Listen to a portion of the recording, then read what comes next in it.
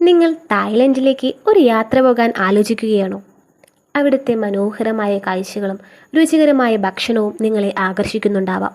എന്നാൽ സഞ്ചാരികളുടെ കണ്ണിൽ അധികം പെടാത്ത ഒരു അദൃശ്യ യാത്രാലോകം തായ്ലൻഡിൽ നിലനിൽക്കുന്നുണ്ട്. സാധാരണ ടൂറിസ്റ്റുകൾക്ക് വെറും കാഴ്ചകൾക്കപ്പുറം ആ രാജ്യത്തെ അടുത്തറിയാനും അവിടുത്തെ ജീവിത രീതികൾ മനസ്സിലാക്കാനും സഹായിക്കുന്ന ഒരു കൂട്ടരുണ്ട്. അവർ വെറും ടൂർ ഗൈഡുകളല്ല, ഒരേ സമയം കാമുകിയും പങ്കാളിയുമാണ്.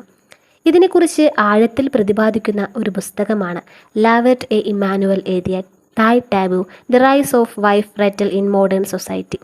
ദിവസക്കണക്കിനോ ആഴ്ചക്കണക്കിനോ മാസക്കണക്കിലോ ഒരു നിശ്ചിത തുക നൽകി ഇത്തരത്തിലുള്ള സ്ത്രീകളെ കൂടെ കൂട്ടാമെന്ന് പുസ്തകം പറയുന്നു.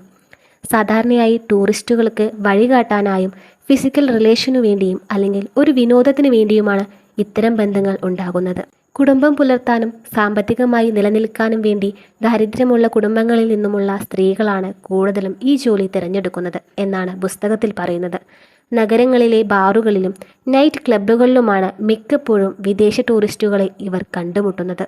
ഒരു ഹ്രസ്വകാലത്തേക്കുള്ള കൂട്ട് മാത്രമാണ് ഇത്തരം ബന്ധങ്ങൾ. ഈ യാത്രകളിൽ അവർക്ക് മികച്ച ഭക്ഷണവും താമസവും ലഭിക്കും. ചിലപ്പോൾ സമ്മാനങ്ങളും കിട്ടാറുണ്ട്.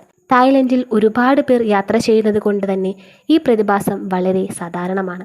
ചിലപ്പോൾ ഒരു സുഹൃത്ത് എന്ന നിലയിലും ചിലപ്പോൾ കാമുകി എന്ന നിലയിലും ഇവർ കൂടെയുണ്ടാകും. തായ് ജീവിത രീതികളെക്കുറിച്ച് പഠിക്കാനും അവിടുത്തെ കാഴ്ചകൾ കാണാനും ഇത് ടൂറിസ്റ്റുകളെ സഹായിക്കുന്നുണ്ട്.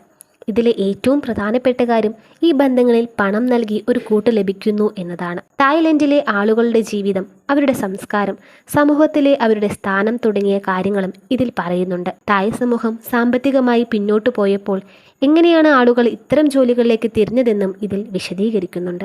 സത്യത്തിൽ ഈ വാടക ഭാര്യ എന്ന ആശയം ടൂറിസ്റ്റുകൾക്കും ഈ ജോലിയെടുക്കുന്ന സ്ത്രീകൾക്കും ഒരുപോലെ ഗുണം ചെയ്യുന്ന ഒന്നാണ്. ടൂറിസ്റ്റുകൾക്ക് രാജ്യത്തെക്കുറിച്ച് കൂടുതൽ അറിയാനും ആളുകളുമായി ഇടപഴകാനും കഴിയുമ്പോൾ സ്ത്രീകൾക്ക് സാമ്പത്തികമായി ഒരുപാട് സഹായങ്ങൾ നിലനിൽക്കുന്നുണ്ട്. ഇത് സത്യത്തിൽ തായ്ലൻഡിന്റെ വിനോദസഞ്ചാര മേഖലയുമായി ബന്ധപ്പെട്ട ഒരു പ്രത്യേക സംസ്കാരത്തിന്റെ ഭാഗമാണ്. എന്നിരുന്നാലും ഈ ബന്ധങ്ങളിൽ ചില പ്രശ്നങ്ങളും വെല്ലുവിളികളുമുണ്ട്.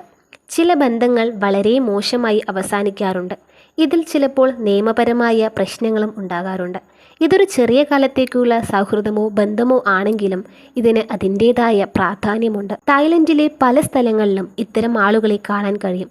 ടൂറിസ്റ്റുകളെ ആകർഷിക്കാനും അവർക്ക് കൂടുതൽ സഹായങ്ങൾ നൽകാനും ഇത് സഹായിക്കുന്നുണ്ട്. നഗരങ്ങളിൽ നിന്നും കൂടുതൽ ദൂരം സഞ്ചരിച്ചാണ് ഈ ആളുകൾ ടൂറിസ്റ്റുകളോടൊപ്പം ചേരുന്നത്.